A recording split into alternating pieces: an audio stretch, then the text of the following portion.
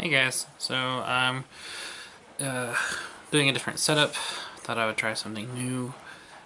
We're gonna see how this goes and see if it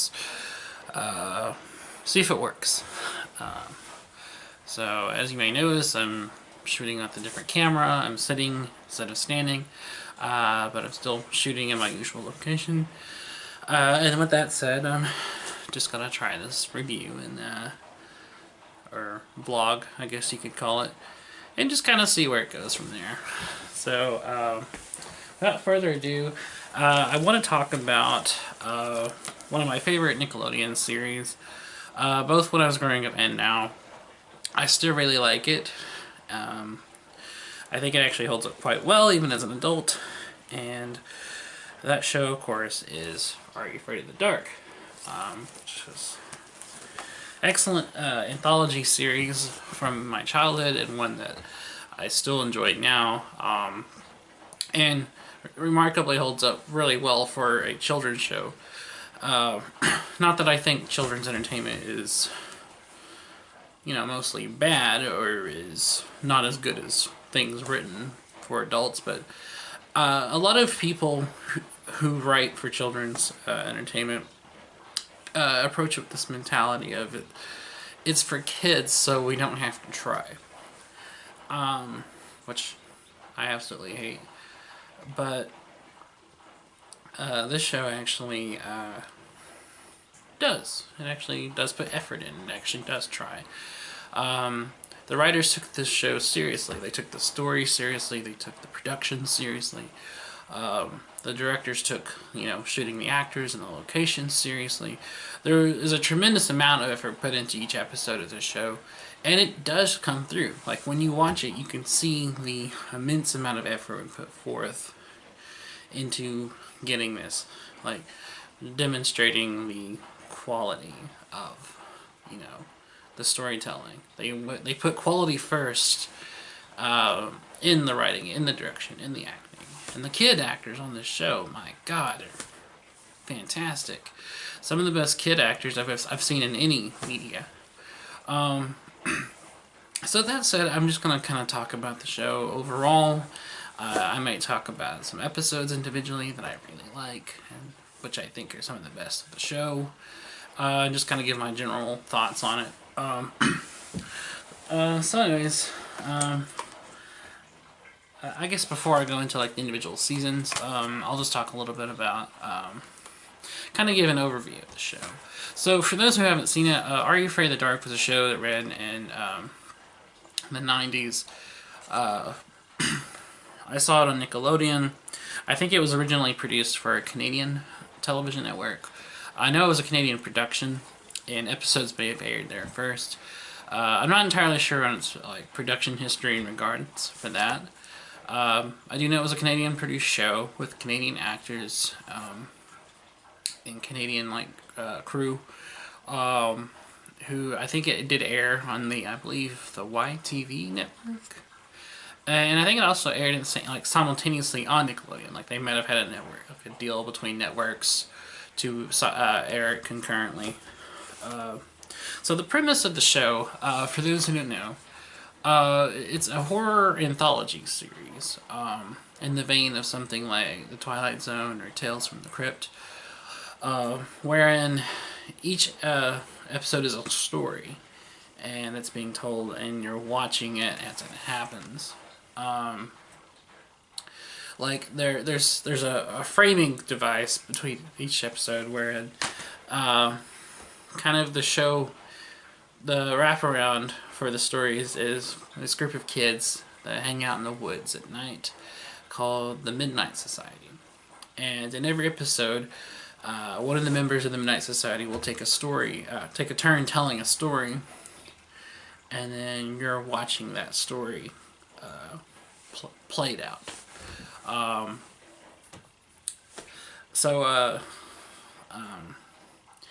And this group of kids stayed consistent throughout for the majority run of the show.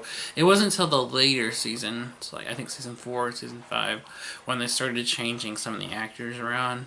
And I think by the last season, it was just one of the original and a whole new group of kids, and Just there was a lot of things that changed by season 5, but for the majority of the show, it was the same kids that were in the Midnight Society, just telling these stories. Now, the cast of each story would change, like the actors playing the parts would change, but the Midnight Society kids, for the most part, stayed the same. So, the wraparound story is like, you know, they hang out on a campfire in the woods. They're like the storytelling club that only, it's very exclusive. They only know about, and there's episodes where they'll bring new members in, and they kind of have like this initiation ritual where the new member has to tell a story, and if they tell a good enough story, they'll be admitted into the Midnight Society. And that's how a few regulars on the show became members of the Midnight Society. But they kind of make a really big deal out of it. Like, new members will be led to the campsite they go to blindfold. They'll be blindfolded the whole time until they get there. They'll whip it off and be like, okay, you heard about our ultra secret club, so now you have to tell us like your super scary story, and if we like it, you're in.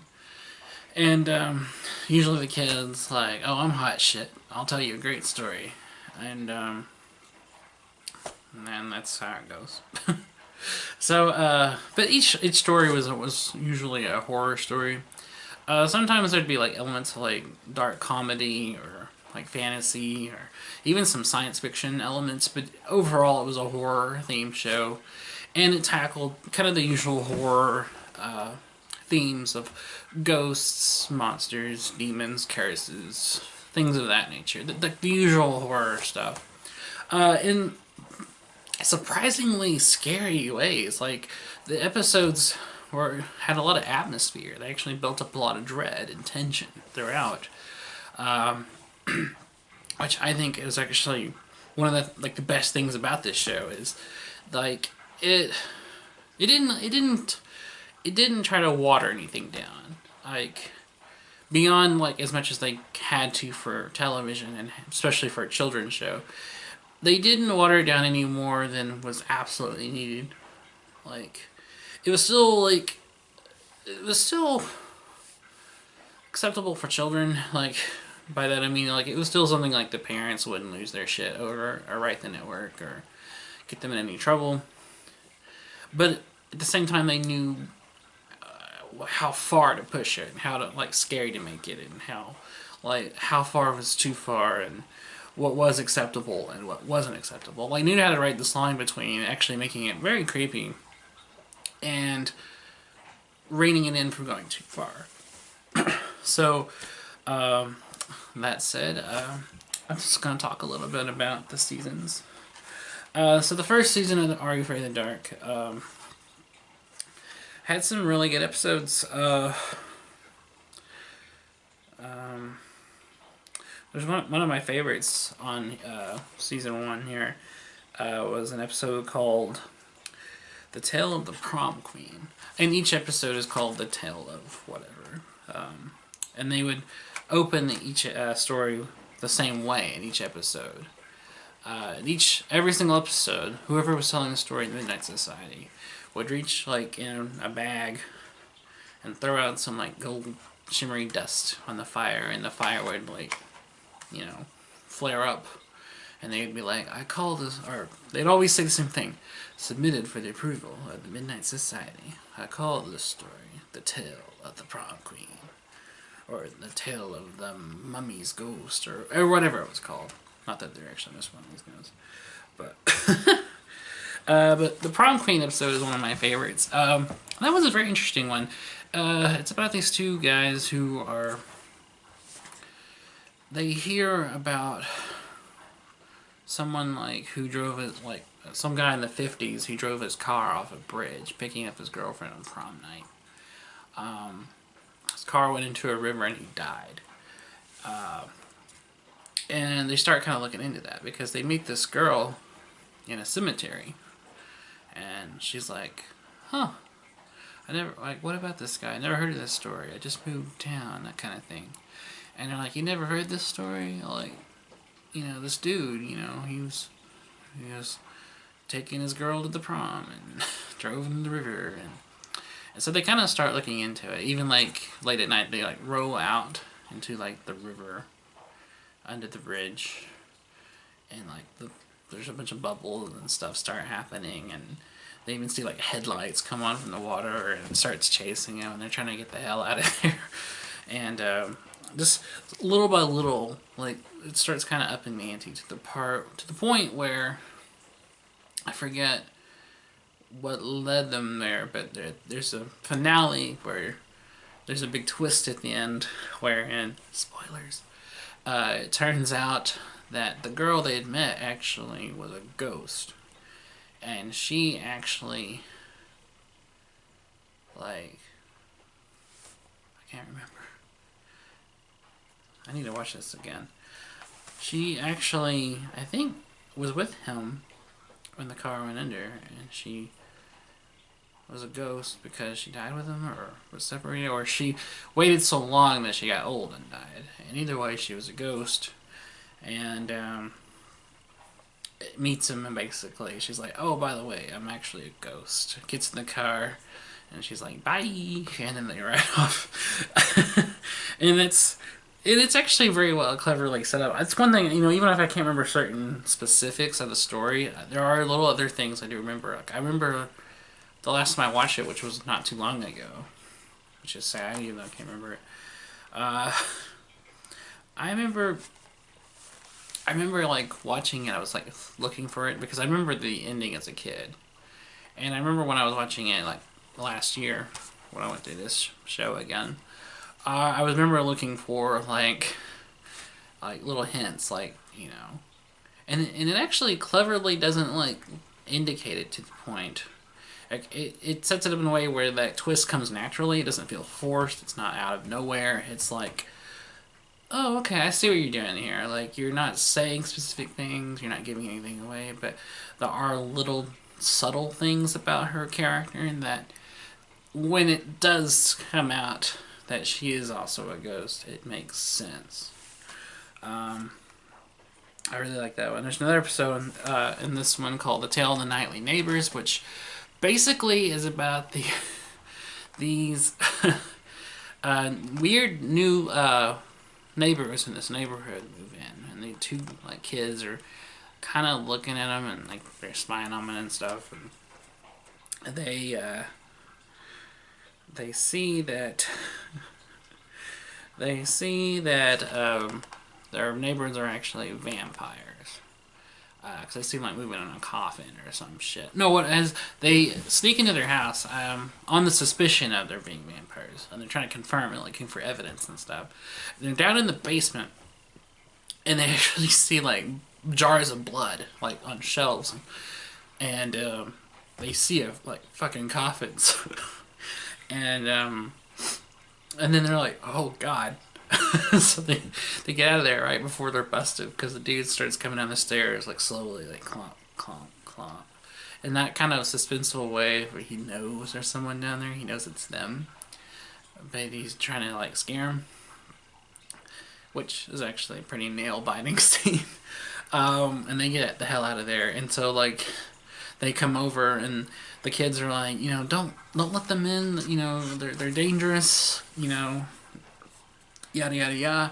And the mom's like, you know, cool your shit, you know, they're just our neighbors, you need to be more like neighborly, you know. And they just escape by that much from being vampires.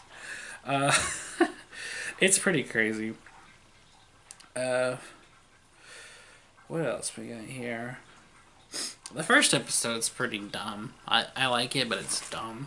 It's called The Tale of the Phantom Cab, and it's about these two kids that are brothers, and they're lost in the woods. And one of them is like, the younger one, he's like this really like Boy Scout type. It's all about like, let's go adventuring, and I'm a Boy Scout, and, you know, basically a very annoying type, but he's not trying to be annoying, he just is. He's just like so eager about everything that it irks his older brother, but his older brother is also an asshole. So I don't like him either, because at least the younger one, he's annoying, but in a very zealous way. Like, he's very just happy to be here, and happy to help and try to, just go off and have fun in the woods. And the older brother is like, you're an annoying little squirt. I don't like you, kind of thing. And they lose their way. And they're lost in the woods. And night falls, and they get picked up by a guy driving a cab. And he takes them to like this shack. And the shack is actually like the lab of like a mad scientist guy. Hand to God, this is I can't make this up. And the scientist dude's actually like, I've captured people's like souls. I've captured the souls of kids like you, and I'm gonna have your soul too, unless you can answer these riddles. And they try to run out of there, and they get picked up by the cab again, and they find out the driver hilariously reveals that he's a ghost by saying like, oh yeah, his head spins around exorcist style, and he's like, I died. And they're like, oh shit. and they beat him by like answering a riddle that's like a trick question kind of riddle. That's one of those like brain teasers. And the little brother, being like this super smart little snot that he is, gets it, and poof, that everything disappears, and they're back in the woods. And that's when like the park ranger shows up, and he was like, your parents reported you missing 5 hours ago. Come with us. And they go home, and that's it. But it's a great start. Like, that's a really good way to start your series. Oh shit. There's another entertaining one in season 1 called The Tale of Jake and the Leprechaun, which is kind of an out there one, and it delves more into like fantasy.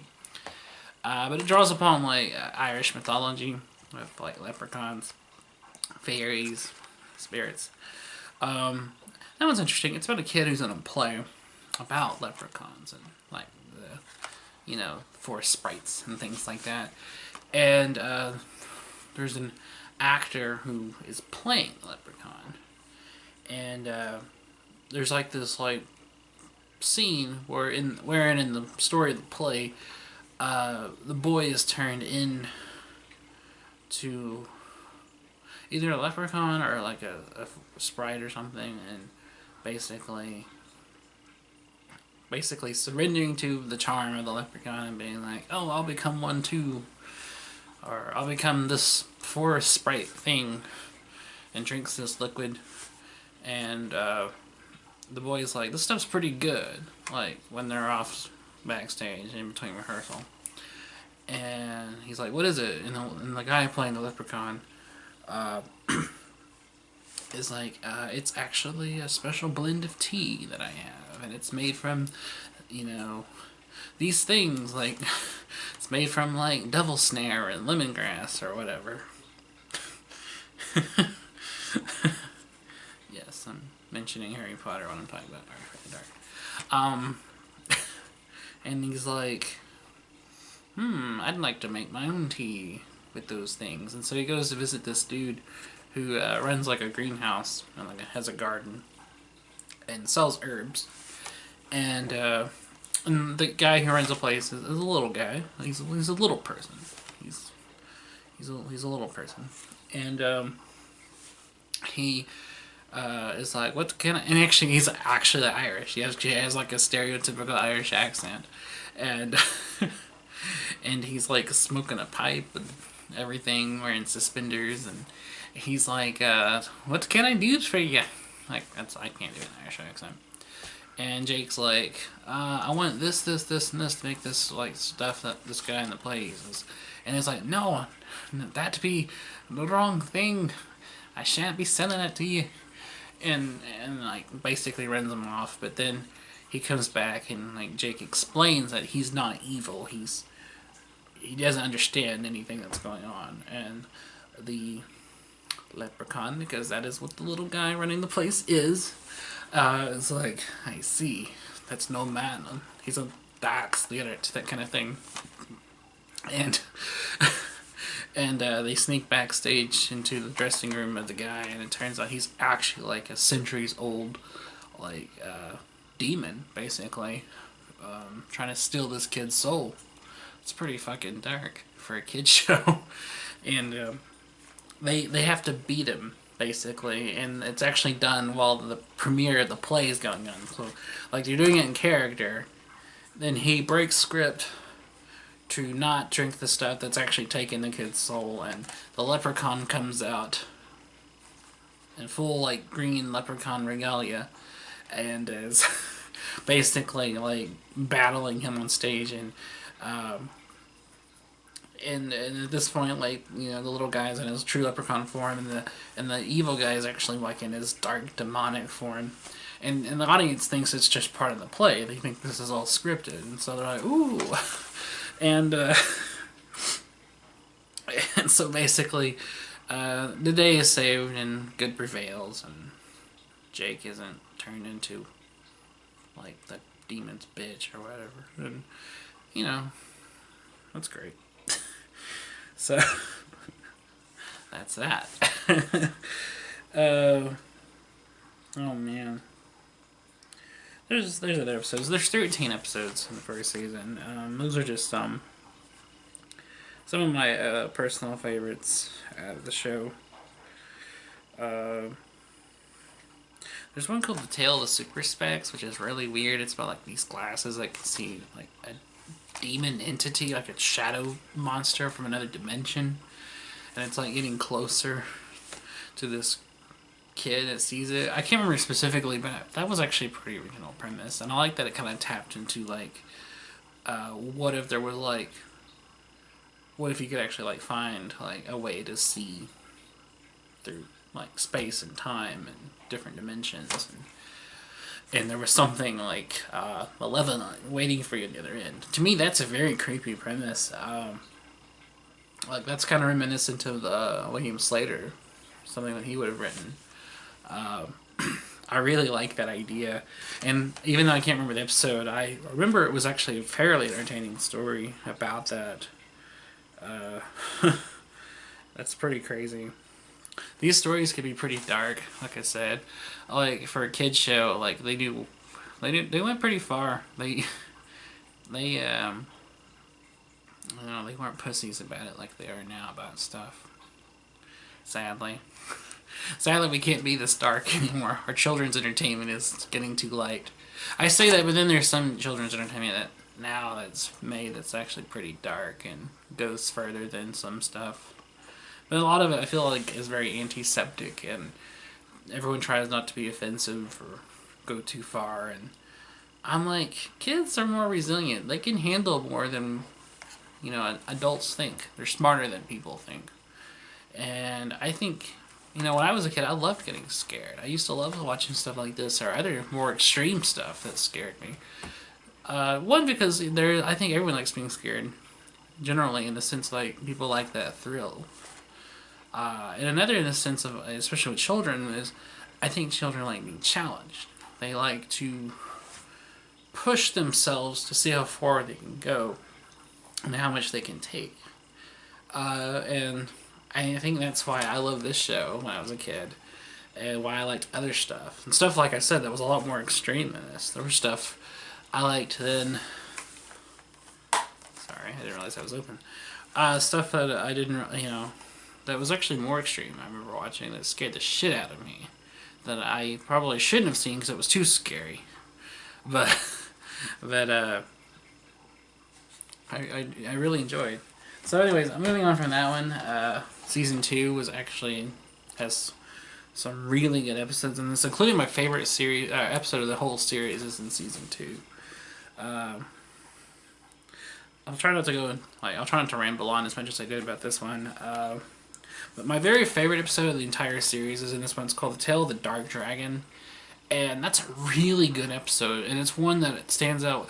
One, when I first saw it, and all these years later it still stands out. And two, each time I've re-seen it, I can still vividly recall it. It's the episode of the whole show I could, like, remember the most about. So the premise of The Tale of the Dark Dragon is it's a kid who was, like, gawky and nerdy and very awkward. And he likes this really, like, stereotypically hot girl at school. And he wants to ask out hot girl to the dance, but, Nerd Boy doesn't know how, especially since the hot girl's dating another, jock. He's like, oh, god damn, I'm never gonna be with her, she's out of my league, that kind of thing.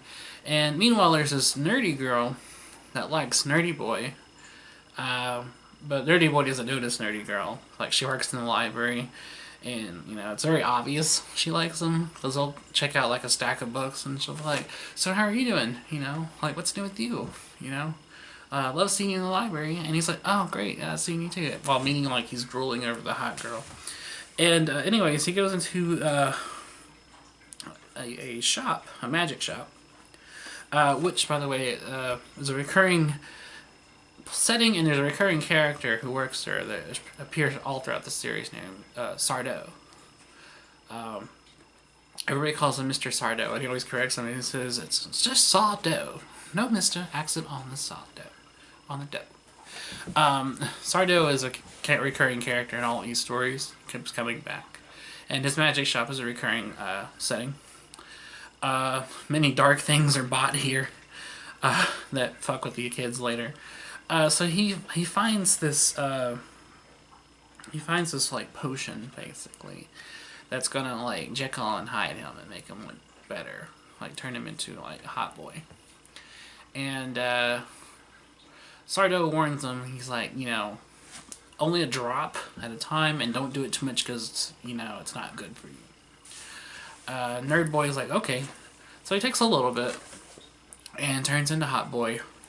Hot Girl immediately takes notice of him and is like, oh, are you related to Nerd Boy? And he's like, yeah, he's my cousin. And she's all like, okay, let's go out. And he's like, sure. And so he has to keep taking it because it'll wear off. But then he starts noticing it has this dark marks all over his body. It's slowly spreading. Each time he does it, these dark things, tattoos, start spreading over him that are evil. It's basically killing him. But he can't stop. Anyway, so there's this dance coming up, and Nerd Boy, in the form of Hot Boy, asks Hot Girl, be my day after she dumps her boyfriend. And so they decide to go to the dance, but he's all like, I'm fucking dying at this point. He's about to, it's about to kill him. And Nerd Girl finds out about this stuff. And she's like, oh, well, if you don't like me because I'm not pretty, I'll take this and I'll be pretty and you'll like me. Which is very sad. And she almost dies. And he saves her at the last minute by truly expressing actual affection for her, which overthrows the dark powers of this stuff. And he's like, I didn't realize all this time that you liked me, but you're far better than the hot girl. To me, you're beautiful. And it's very sweet. It's a very nice ending. I like the premise of it. I like that kind of moral lesson of, don't judge, beauty by external features. Judge it by the person.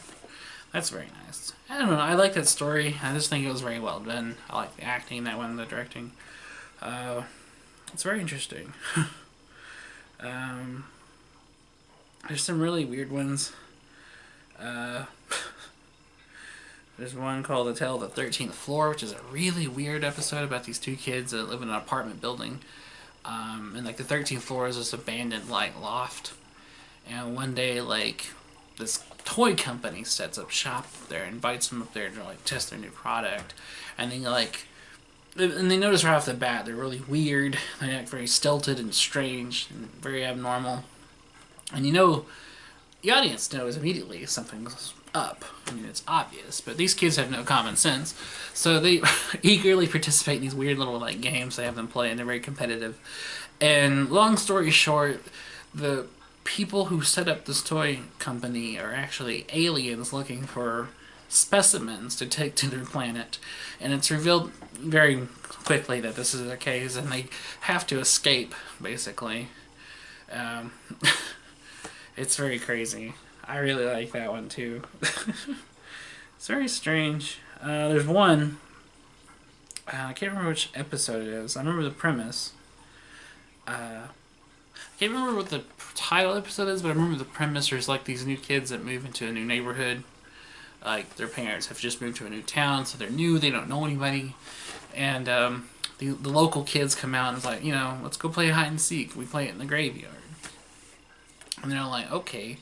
And they tell stories about this like caretaker who's like this crazy old guy that like killed somebody with an axe, and they play at night and like they encounter him and he thinks they're all chasing him, and of course it's set up to look like the caretaker is the villain, but of course we know, it's pretty obvious setup, but the kids don't know this. The local kids are actually ghosts that have been dead for a long time, playing hide and seek in the graveyard. That's a very basic premise. That's older than dirt. But I like it because it's a very simple story. It's one of those like kind of like urban legends you hear about. Kind of like one of the scary stories in the Tell in the Dark stories. It's one of those like folk tales that go around about like it turns out they were actually ghosts. Like I find that very appealing because it's very kind of nostalgic for me, because there's a lot of media that I grew up on that's like that, and I admire a simple ghost story even if I know the twist. I like that one. There's one I can't remember. Again, I can't remember the title. Like, there's titles on the back, but I can't remember what they're about, just based on titles. But there's that one I remember from the season about this kid that finds a typewriter that actually makes whatever the kid's writing reality. Like, he wants to be, like, a horror writer. And there's a part where, like, he is writing about his friend who is chased in a graveyard and falls into a grave, and when he starts writing it, like the kid is teleported into the story, and he has to like yank him out again before like the thing killed him, and it's very weird. It's a very interesting premise. I definitely think R.L. Stine was more than a little bit influenced by this episode when he wrote the Goosebumps book, The Blob That Ate Everyone, because it's a rip off of that premise. But then again, I think this premise is in fact a ripoff of the Stephen King short story, Word Processor of the Gods. And I'm sure the Stephen King story is probably ripped off from something else. I'm sure the typewriter that brings stuff to life story is, again, like one of those old stories that's been around forever. But I like it. It's a very interesting premise to me. So that's just my 2 cents on that. So now we're moving into season 3. I'm trying to remember. There was some really good ones in this one. There's some ones that stand out more than this one than in seasons 1 and 2. Actually, some of my very favorites of the series are in season 3. There's one I really like called The Tale of the Crimson Clown. I really like that one. It's about a kid that's way into comics. Cause he's an artist. He likes to draw comics, and he's wanting to get published. And a new comic store opens in town. So he hits that, and there's this girl working there, and she's like, "You never heard of this?" I forget the name. This great artist. He only did one thing called The Tale of the Crimson Clown, and he went crazy. And this kid's like, whoa. And so she sells him like the one and only issue of the Crimson Clown, but for extenuating reasons that I won't even go into, the kid puts the comic in a microwave. Don't ask. The microwave overheats the comic. It basically burns it, and the Crimson Clown is set free from this. And the comic book kid has to team up with the nerdy girl that lives down the street, and they have to team up to defeat the Crimson Clown, because the Crimson Clown's actually a villain, and the guy who actually wrote it was writing like truth and not fiction. And he goes back to the comic store and he's like, "Why the fuck did you sell me this thing?" And the girl's like, "Honestly, I was looking for someone like you who could like with your comic drawing skills can defeat this thing, and it's so over the top. And this one like is played more over the top. It's actually played a lot more comedically. It's meant to be more like an over the top comedy than it is like a straight horror story. Which there are episodes of this show that do that. There's some episodes that are more comedic than trying to be played straight. And I really like that one. I like comic books. My favorite comic books though tend to be more of the alternative comics than the more mainstream stuff, although I do like some mainstream stuff as well. But I like comics, and I like stories about comics. I like stories about characters who read comics and draw comics. Again, when I was doing my Goosebumps videos, one of my favorite Goosebumps book is Attack of the Mutant, which is kind of similar, honestly. I think R.L. Stine ripped off a lot of these premises. But I love R.L. Stine, so it's okay. But that's a great one. There's one episode I love on here called The Tale of the Phone Police, which again is straight out of like that folklore, urban legend kind of territory. And it's about these kids who like to make prank calls. And their sister, like one of them has a sister and she's older and she's like, you better stop doing that or the phone police will get you. And they're like, fuck that, there's no such thing. And it turns out there actually is such a thing. And one of them gets put in phone jail and he has to break out, and they actually can alter reality to the point, like there's a part where he breaks out, runs home, and the sister's like, who the hell are you? I don't have a brother. And he has to like kind of like fix everything, but it turns out at the end they're still tracking him. It's really crazy. Like, it's a really way off the rails kind of story. But again, it's the kind of like urban legend kind of stuff. It's the kind of thing that like when you're a kid, your mom's like, don't tease the babysitter or the babysitter police will get you, and if you keep teasing her, like a whole group of babysitters will arrest you or kill you, or it's stuff like that. I think that's great. I like stories like that, as you can tell. It's really weird. There's one called The Tale of the Bookish Babysitter. Babysitter. The babysitter is babysitting a kid that doesn't like to read, and she's like, you ought to read because reading's great. And he's like, I don't want to read. And she gives him books, and like he gets transported into the books, and he has to like fight it like knights and witches, and that's fun. It's a fun like fantasy episode. There's one called The Tale of the Quicksilver, which is actually a really creepy one. It starts off with like a girl in her room, and she's doing occult shit. Like she's drawing like a chalk thing on the wall and circle and lighting candles, and this dark, nameless demon thing starts coming out of the walls, but her candles catch fire. And flash forward to later, like this girl is having memories of that and she can't figure out why or who this person is. And it's revealed that like the girl was a girl who died in the house before she moved in, and she's having to kind of finish what the girl started by sealing this demon thing in the house by doing the same thing, by doing the same chalk thing on the wall, that kind of thing. It's a very interesting story. It's kind of a little more original than most of these episodes. It kind of deals in more, not overtly, but there's some influence of the whole occult thing in here, which is pretty cool. And something you don't see a lot in kids' horror very much. I think more kids' horror stories need to have some occult like themes or stuff, just because it's something you don't see in a lot of kids' horror stories. That was actually a really original episode, and it's not your standard like vampire, mummy, werewolf stuff. Not your typical kids' horror stuff. So that was appreciated. What else do we got?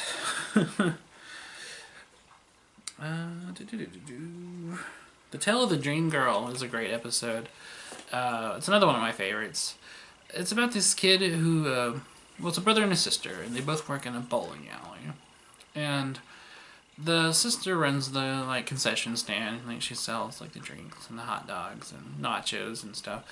And her brother works maintenance. He like repairs like the things that come down and set the pins and gets his hands greasy and oily. And the manager just complains about how like nothing ever gets done. He's like, I need to hire another person because nothing gets done around here and everything's breaking down. And the brother's like, he treats me like I don't exist. And the sister's like, well, he's just having a hard time. You don't worry about it, You know how the businesses are. And he's like, yeah, I guess. And then at home, like, their mother's acting really weird towards him. And he can't figure out why. Like, he'll say something and the mother ignores him. And he's like, what's with her? And the sister's like, well, she's been through a few things recently. And she just kind of needs time to, cope. She needs time to herself to kind of, like, compress. And he's like, oh, okay.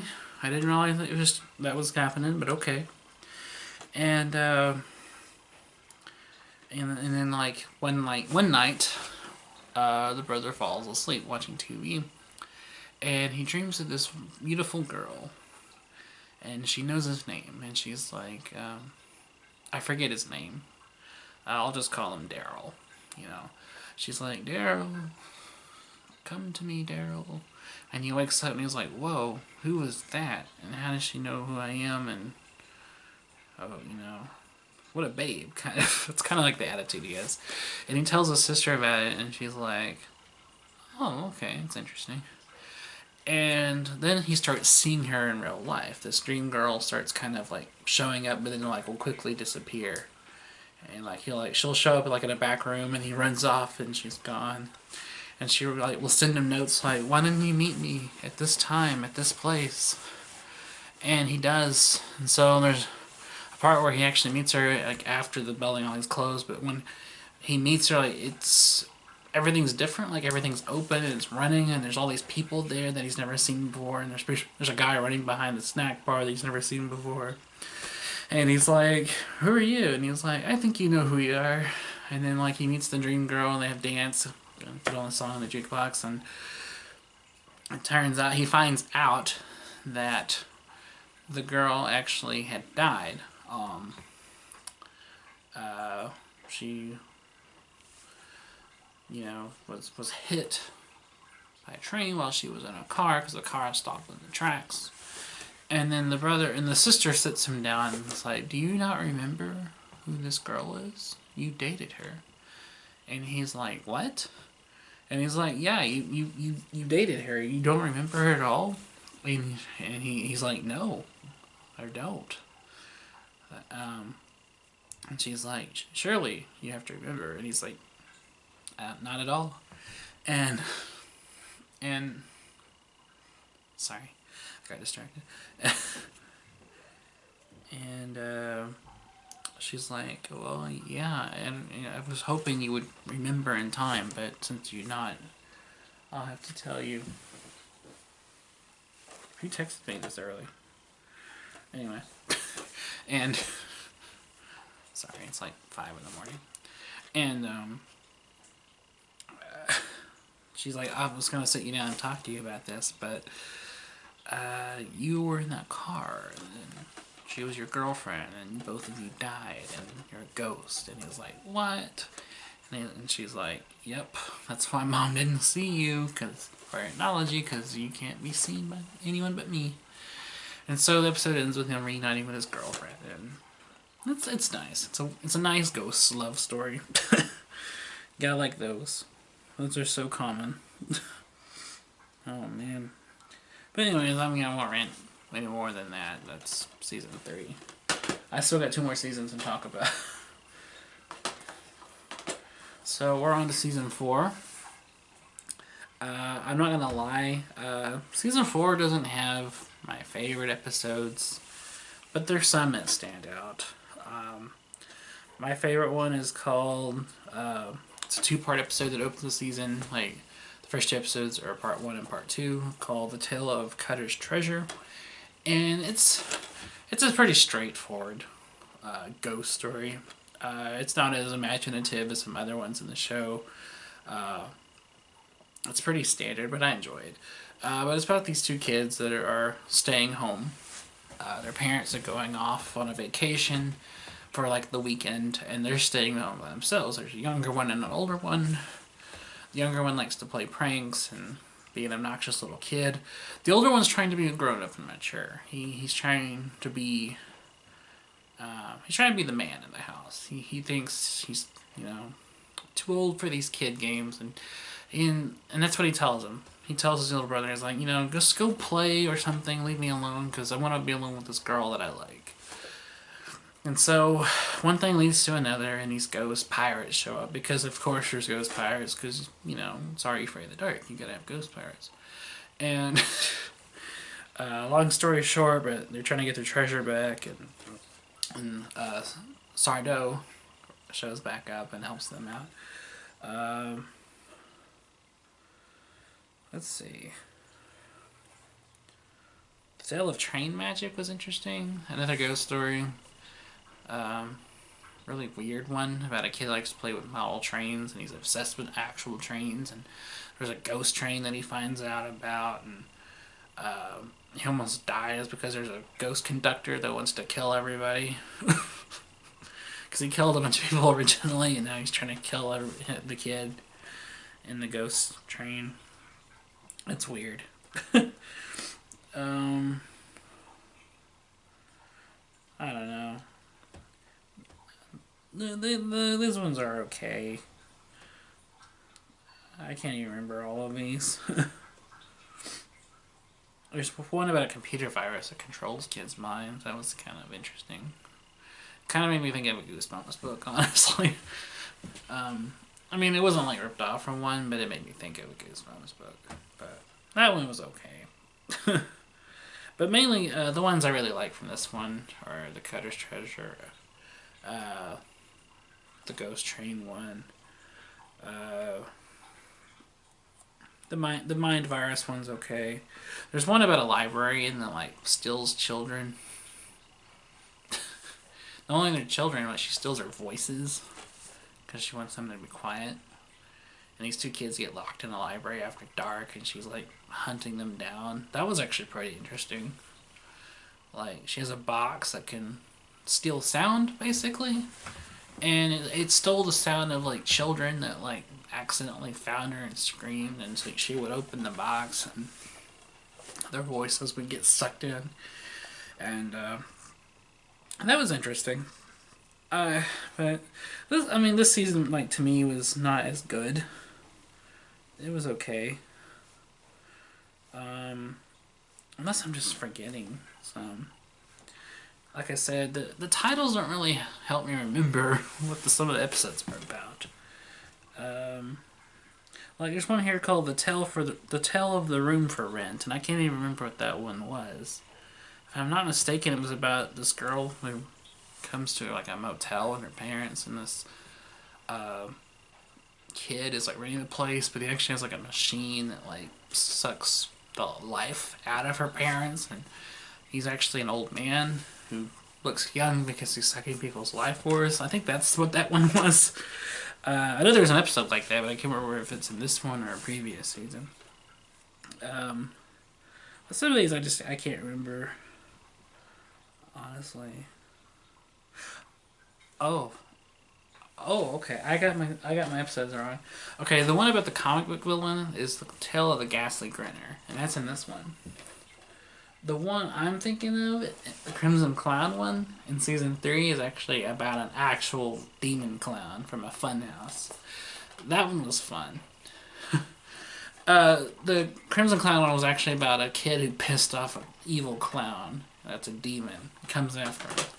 Ghastly Grinner is actually a season 4 episode, and that's the one about the kid that unleashes the comic villain. These titles suck. Like, they're all generic. They don't tell me what the story is about, and so I could possibly like be overlooking good ones because I can't remember what they're about based on the title. That's the thing. Like, I'll remember like premises, but I can't remember which season they're in or what episode they are because they all have a generic title. That's one of the flaws of this show, is the titles for these episodes suck. I don't know. I'm not even gonna try and keep track. I know there was one. I don't remember what season it is, and I think it's in one of those four. It wasn't in the last one. I know that. There's one. I don't remember again what it's called or what season, but it was very interesting. It was about this girl that moves into an apartment, and there's she meets this old lady that lives across the way, like in the next, you know, the next. I don't want to say building, but the next like apartment in the building. And like they start meeting up every now and again, and they become friends. Like she comes over and they they eat cookies and hang out, and like she tells the girls stories about when she